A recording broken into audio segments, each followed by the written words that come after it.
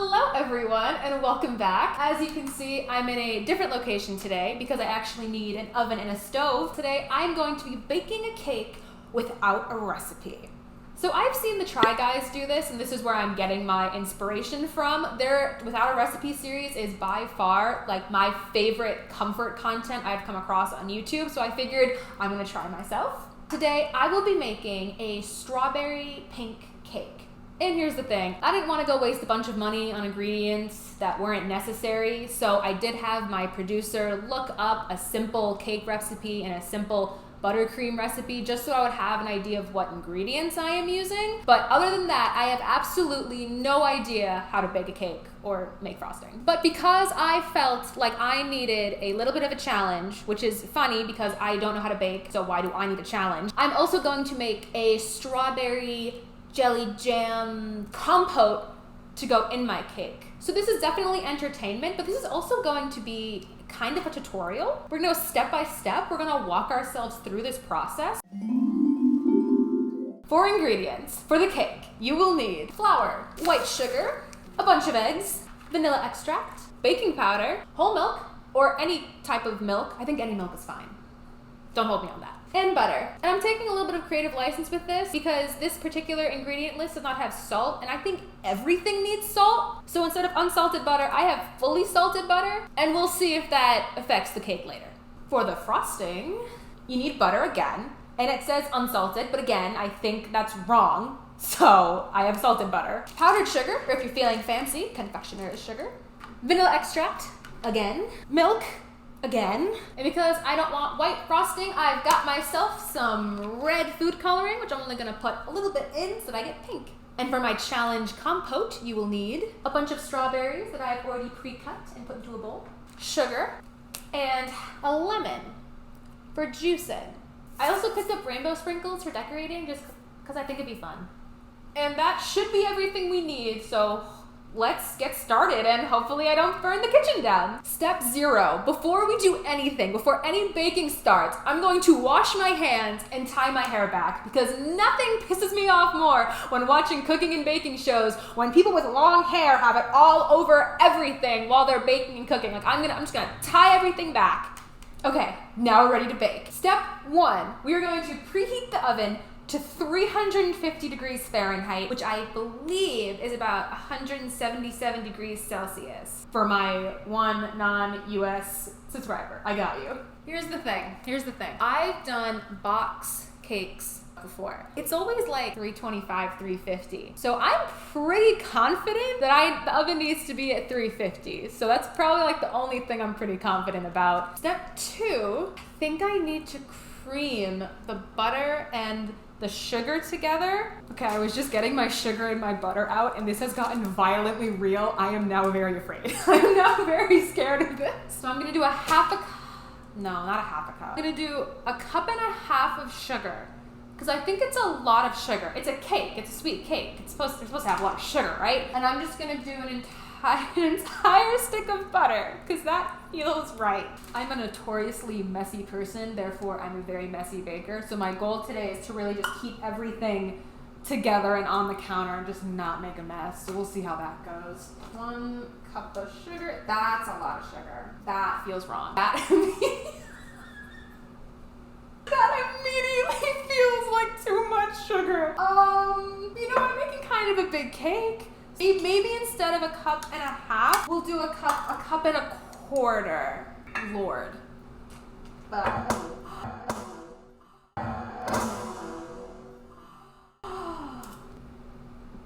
We just cleaned the counters, so if you aren't washing your hands every time you just touch something in between baking, you're not doing it right. So I'm gonna get an electric mixer and I'm gonna mix this all together and cream it together. I was just about to start and I realized that one gigantic stick of butter probably wasn't gonna mix. Cut your butter before you put it in the sugar. It should be able to mix easier. Let's do this. Okay, so immediate thoughts. Not creaming, it's kind of making like fine breadcrumbs. So it kind of looks like, it kind of looks like this now. I know what I'm gonna do. I just thought about it. I know what I'm gonna do. This is the wet mixture. mixture. So I'm also gonna add the eggs and the milk and the vanilla extract. That's why it's not looking right yet. There we go. See, I know what I'm doing. I'm only gonna do 1 egg. 1 egg feels safe. And I guess I'm taking the safe route. Oh no, one of these eggs cracked. Oh. Let's try an egg that isn't already cracked. We'll hurt. No shell. No shell. Okay, we're good. Nice job. Oh, oven is preheated and I am nowhere close to putting something in the oven. Maybe preheating should have been step later. And we're back to mixing. Now we're gonna add the milk. I think 3/4 of a cup sounds pretty good. Yeah. This is the worst thing I could be doing, but I feel like I have to do some of the stuff on camera. I can't keep doing it over there, right? So here's 1/2 cup of milk. There's the drama for this video. And mix again. Oh, the vanilla extract. You gotta add the vanilla extract. Y'all like my multicolored little measuring tools? I think they're super cute. Teaspoon? Half a teaspoon. You know what? No, I'm gonna do a teaspoon, but not fill it all the way out the top. That's enough. That's more than enough. So I've got this obscenely large mixing bowl for the dry ingredients. Oh, it makes my voice sound weird. That's funny. 2 cups of flour. Ooh. Did say I would try not to make a mess. Okay. Okay. 2 cups. Now we gotta break out the baking powder. Thought there was gonna be a hint or something on here. I think I'm only gonna use 1/2 tablespoon. That much. Maybe a little less than this. And now that we've got all this together, I'm just gonna mix it together so the baking powder and the flour are all uniformly, man, you don't even need a mixing thing for this. You can just shake it around like you're tossing a salad or something. Should I have sifted the flour? Maybe. Too late for that. So what I'm gonna do is start pouring the liquid into the dry. I'm sorry for what's about to happen. I really, truly, truly am. So this is after 1/2 of the liquid. That's looking pretty dry. So what I'm gathering is that it's getting a little bit better. It's definitely wetter, but it is thick as hell, which I know cake batter is not supposed to be. Like, look how this should be thinner. So what I'm going to do, why am I filming the camera? What I'm going to do, I think I'm gonna add another egg. No shell again. I am killing it. Little more milk. Oh, 2nd egg was an amazing idea. It is looking so much like cake batter now. This is cake batter. Now that the cake batter is done, I've got 2 cake pans. Spray it with this stuff, and then I'm gonna toss it in the oven. I think this looks really good. I don't know. I'm pretty impressed.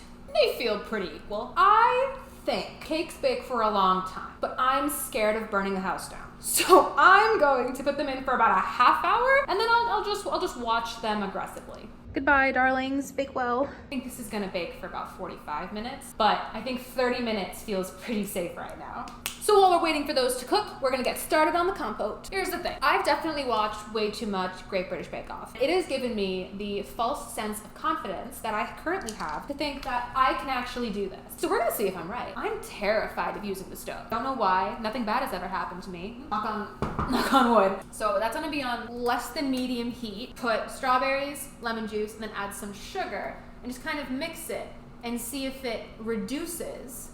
Oh, I just watched this. I have to do it again. Mixy spoon spatula and see what happens. I'll keep you posted. But this looks right. I feel like if I'm afraid of it or cautious of how it's bubbling and smoking and stuff, that's a good thing. Look how thick it is. Ooh. Okay, I've been running around doing a bunch of other things, but I'm finally ready to start on my frosting. So, okay, it's already been a 1/2 hour. The cake's done. There's no way the cake's done at this point. But I've got my little cake tester, so we're gonna test this out on the side, but I really don't think it's done. Oh my gosh, it's clean. No, it's done?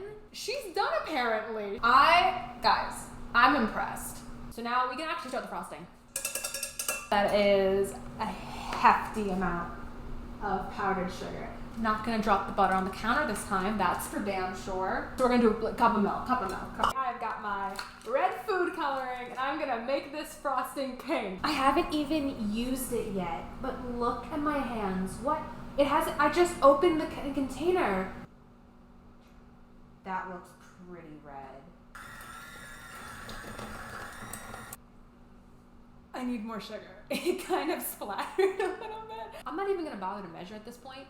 We're over 2 cups at this point. We're over 2 cups. Learned something new today. Confectionery sugar evaporates like that. So, in a crazy twist of fate, here's the thing. I've run out of confectionery sugar. The crazy part about all this is that I was actually way too confident about the fact that I could do frosting because it was just butter, sugar, and milk, and then make it pink so it's aesthetic. So the fact that this all happened and that I basically have to redo it in its entirety, I'm humbled, to say the least. So this is what happens when you use way more sugar and way less milk. I think that actually looks really good. The cake has been cooling in this very, not really intricately wrapped tinfoil cake, but it looks really good. I'm really proud of it. Ta-da! It rose a little bit. Look at that growth. But look at that. This is impressive. I can't just do that. That's very, very unsteady. So I think what I'm gonna do is trim the edges off. All right, that looks pretty flat. We embrace imperfection here. Okay, so next we've got my expertly, if I do say so myself, made compote. Okay, I'm impressed. This looks amazing. Wow, look how it spreads. Now let's get our other cake right on top. And bam, no bleeding, no, it looks good, okay. Having frosting in this like gigantic tub is just low-key hilarious, but look at that color. It's so pastel. You can barely tell that there's some pink to it. It's so pastel.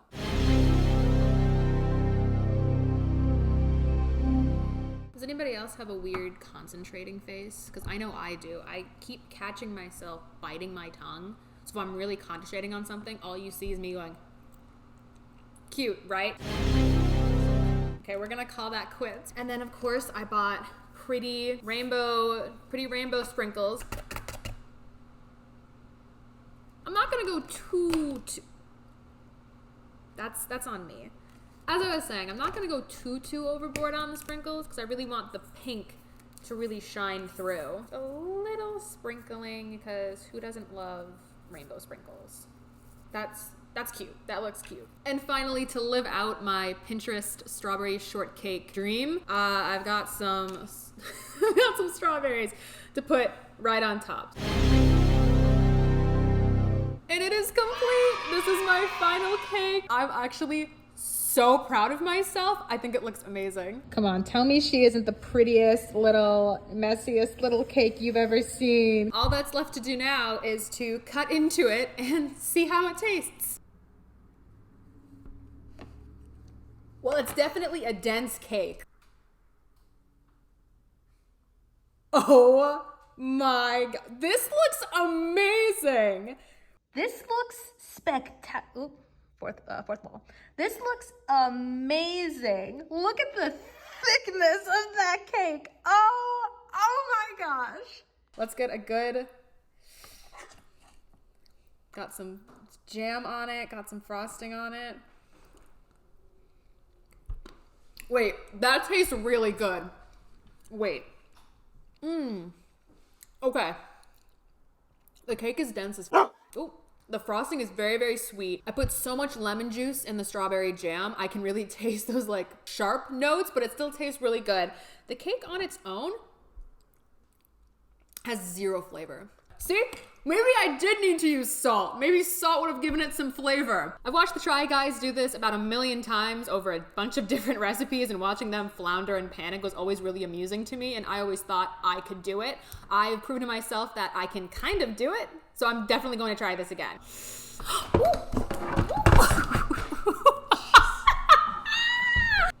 This is a sign from God telling me to just wrap up this video. Thanks so much for joining me on this journey. Baking is fun. I want to do more of this. It looks pretty. My last video will be somewhere in these corners. Don't forget to subscribe, and I'll see you all next time. Bye.